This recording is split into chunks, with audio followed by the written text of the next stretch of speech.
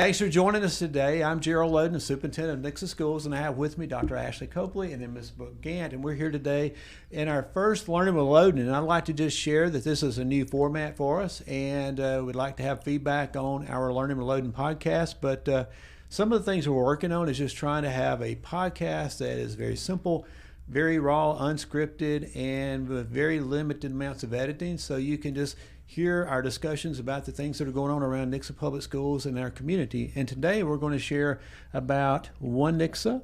And One Nixa is a program that's been in place for slightly over a year, and we're in our second year of it. And Ashley and Brooke have been coordinating it, and they're here to share with us today. So, ladies, let's start off by talking about One Nixa.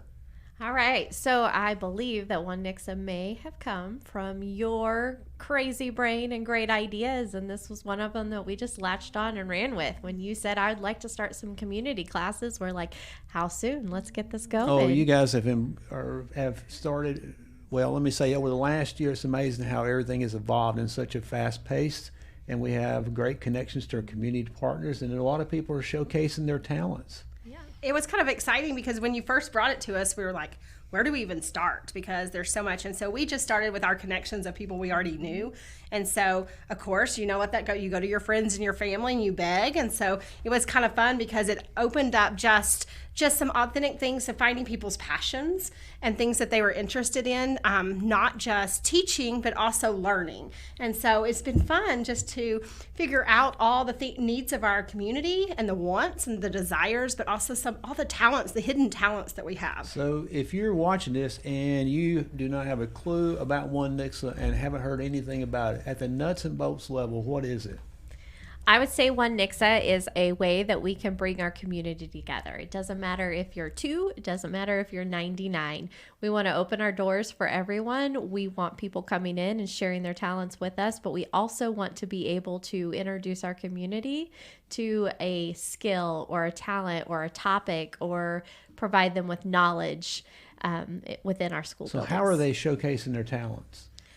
There's a few ways that you could do that. So again, word of mouth, where we just know of people and different people will say, hey, I would love to learn this. And so we say, well, do you know someone? No. Well, then we start asking. Another way is if you go to onenixa.net, we have some our upcoming classes, but also there is a link there that says, hey, I would love to teach a One Nixa class. This is what I have to offer.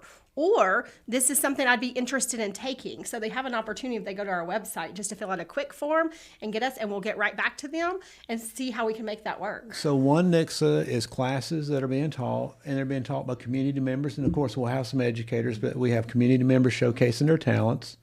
Are they very expensive, the classes? We try to have them like free to low cost. If there is a cost, it's really just to cover the supplies of the class because many are make and takes, and so you leave with something. But most of them are very low cost or free. And since we've had it for over a year, what are some of the more popular classes we've offered? Yeah, so we kicked off One Nixa with Brooke, actually, and her mama. She thought it would be pretty special. They taught etiquette for Eagles class. So we had kids ages 7 to 15 participated in this etiquette for Eagles class, and they learned different things from how to set a table to how to greet someone when you meet. And they had, would you break it into 4 weeks? I believe so. It was just our own version of kind of that white gloves and party manners, because as a child I was raised in the South and that was really important. And we were able to end it with, I think the most fabulous thing is after these students had learned all of this etiquette with table setting and manners and different things, we were able to bring the students to the State of Community Address dinner, and they were able to participate and have that dinner served to them and use those skills, but also be involved in the community. So it was so powerful for them to put to use all of the skills that they have just learned. It had to be exciting for the students. Yeah, it was. And they were so excited too because the older ones, we had a couple of juniors, they even submitted questions. And when their question got selected to be discussed up there at the same, they were like, oh, that's my question. Awesome. We had a cured bacon class where we had community members come in and they learned how to cure their own bacon. That was ages. There was a couple of 10-year-olds in the class to men who didn't even have children in our school district that wanted to learn it, and by popular demand have asked for it to come back. Actually, to piggyback off of you, this is open to people outside of the district. I You know we bet. have the Rules of the Road class that's been very popular, and we've had children from Springfield and Ozark Yes. and Nixa involved. And then, too, my wife and I, my family, we did the apple pie class, and you had babies and little children all the way to grandparents. I believe you had to step in and help out a family. Who Tried to brought help out a 3 family children. too. One of our board members, she had 3 little ones, and they were all very busy that night. And we can't go without mentioning Miss Peggy, because her hand knitting and her crocheting and all of her classes have been on hot demand. And something she said in that first class that we went to is, because again, you had, our daughters were there that were young, as well as the older generation there as well. And she said, the one thing that I want you to do is to leave here and teach someone else. And so that's what it's all about. It's not just about you learning a skill and the fellowship of togetherness as a family, as a friend group. It's also about now you have a talent and something that you can practice and then teach the next generation, teach the yes. next people, and it continues. Now, this spring, I know you have a good lineup. What are some of the premier classes that have been offered? Yeah, so we have one class that is native plants to Missouri. That's in conjunction with MU Extension Council. Okay. We'll be helping with that one. We have a from field to freezer, and it's kind of a class on antler scoring, and they leave with making summer sausage, which is a cool experience. Miss Peggy will always add some hand knitting classes in there. Those are pretty popular. Cookie decorations, that's fun. You learn how to decorate sugar cookies, or our instructor does shortbread cookies.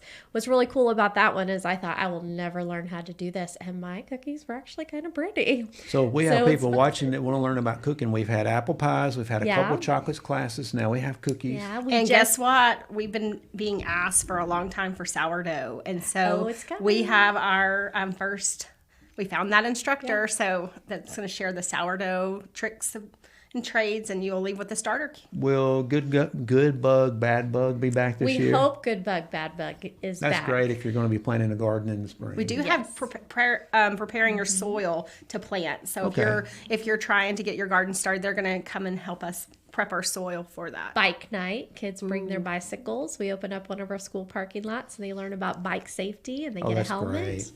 So they'll get a helmet too. Okay. Any other classes you want to share about at this time?